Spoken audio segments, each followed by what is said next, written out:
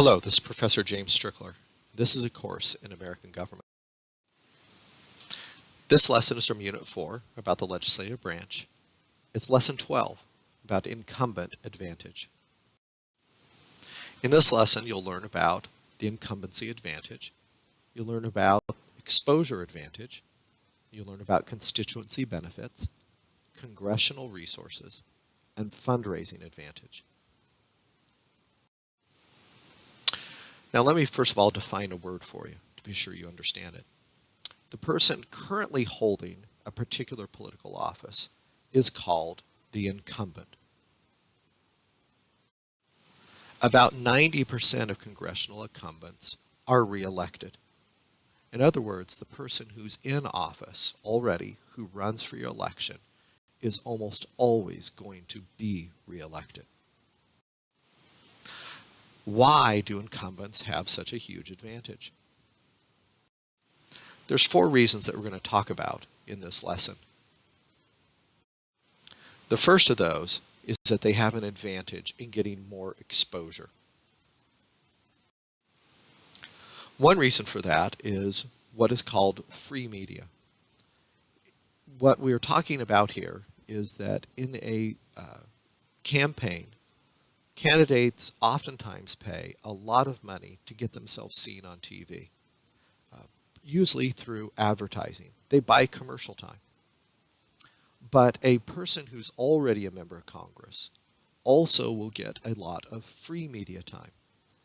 When the news media wants to do a story about some particular issue, such as a law that Congress is currently thinking about passing, they will go to the members of Congress to get their opinions on it. And in that way, the members of Congress can get seen on TV talking about the issues that they want to talk about. Some members of Congress even become celebrities in and of themselves, where they get invited, such as on talk shows. That's what's being shown in the background here is Senator Marco Rubio from Florida on The Tonight Show with Jimmy Fallon.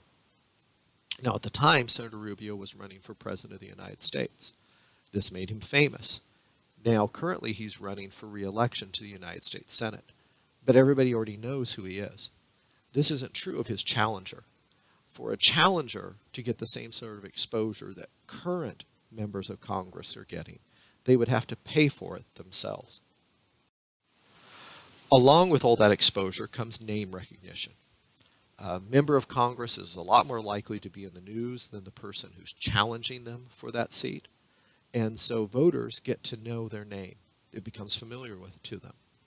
And one of the things that happens that's been studied by social scientists is that when voters go in to vote and they have a list of candidates to choose from, and they only recognize the name of one of those people, there is a far greater likelihood that they will then actually vote for that person whose name they recognize.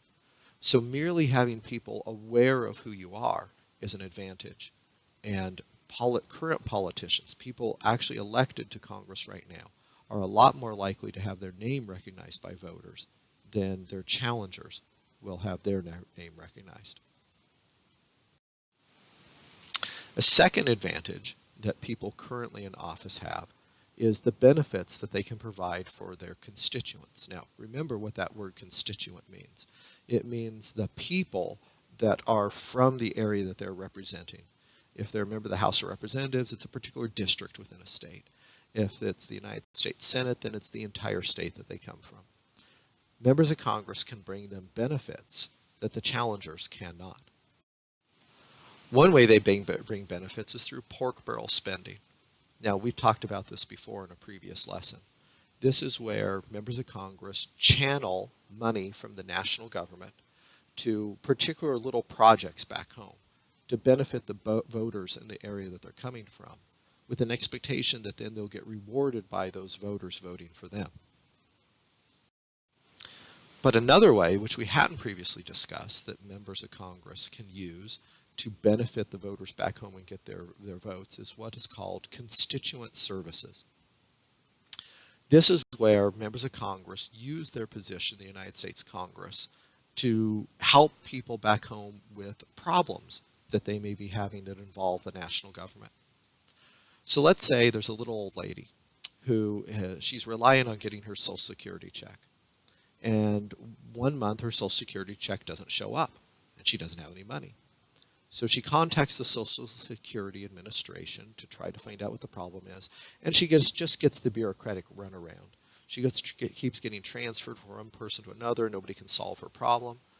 So finally, she gives up, and she calls the office of her United States Senator. She explains to a staff member what her problem is and asks for help. Yes, they may actually help this one person. So what happens then is they get on the phone and they call the Social Security Administration. And they say, this is a United States Senator's office, and we need to talk to a supervisor there about a problem. So they get a supervisor on the phone, they talk, and they get the problem solved, because the Social Security Administration's going to be a lot more willing to listen to a senator's office than just some random little old lady. So they get the problem solved, they call the little old lady back up, and they said, your check's on the way, we fixed the problem for you. She's very grateful, she thinks they're wonderful. Well, how does that help the member of Congress get reelected? Just helped one little old lady. The reason is because word spreads, and they assume word will spread. Yes, there might be a story done in the news about her. That kind of thing happens sometimes, but that's not really what they're looking for. Instead, they're expecting her now to go around and tell everybody she knows how wonderful this senator is because he helped her out. And that kind of word of mouth from actually helping individual little people is what's going to really benefit them and help them get reelected. Now notice, though, challengers cannot do these things. Challengers who are not yet members of Congress can't bring home pork to their districts. They can't say, hey, see that community college over there? I got the money to build it, or whatever. They can't do that. They also can't provide these constituent services like the members of Congress can with their offices.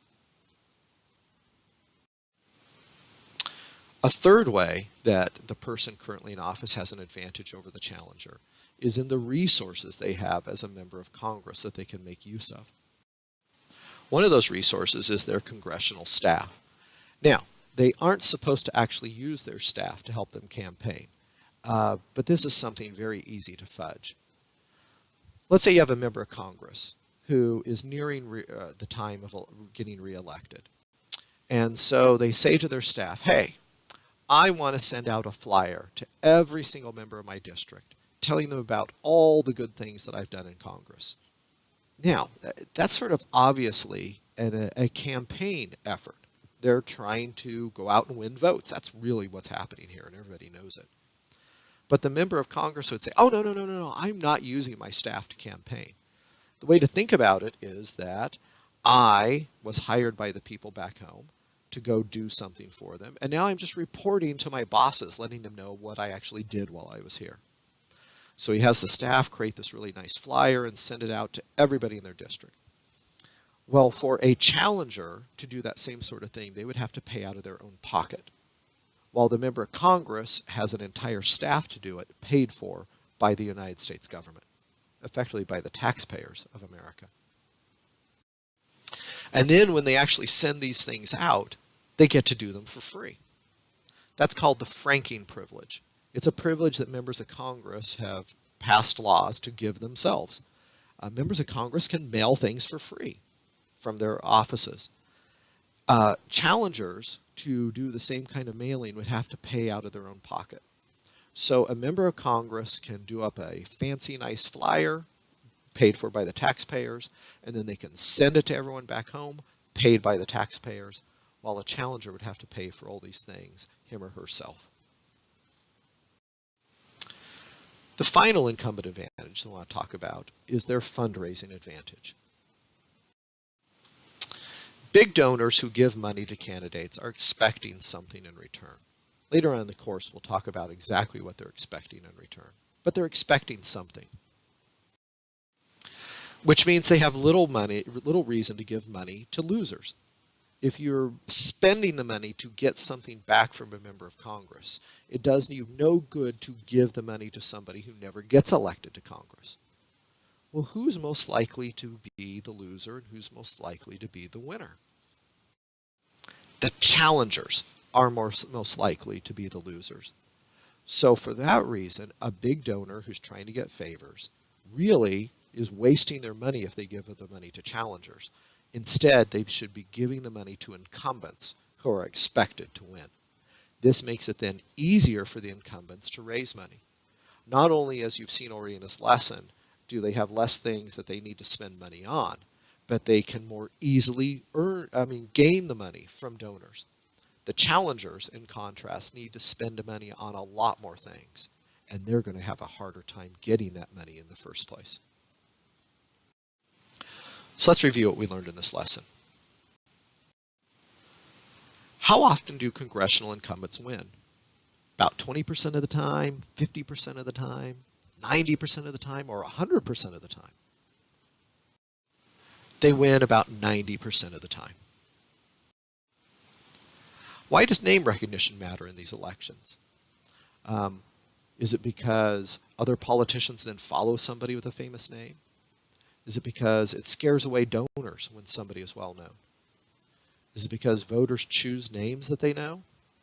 Or is it because it makes governing easier to be well known?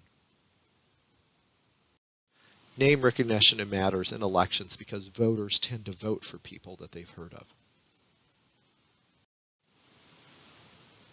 Why do members of Congress provide constituency services? Is it because it provides good word of mouth for them? Is it required by Congress's rules? Is it required by the Constitution? Or does it prevent them getting sued in court? It provides good word of mouth. They do these little projects to help voters back home, and then the voters talk about them, other people here, and it helps them get reelected. What is franking? Is it the privilege Congress members have to travel? Is it their right to vote? Is it free mailings? Or is it just another name for pork? Franking is free mailings. That's where members of Congress get to send anything through the United States Postal Service for free. Who will large donors prefer when they give their donations? Do they prefer winners? Do they prefer challengers? Do they prefer young candidates? Or do they prefer older candidates? They prefer winners. Remember, they're trying to make these donations to get something in return. And you're not going to get anything in return if you give your money to a loser. That completes this lesson. Our next lesson will be from Unit 4, Lesson 13. And it will be about the process of redistricting.